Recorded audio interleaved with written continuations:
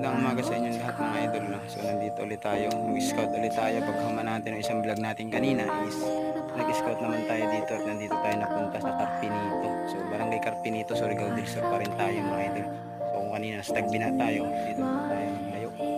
So mayroon tayo rito isang matanda na pinuntahan dito sa bahay niya. Solo siya.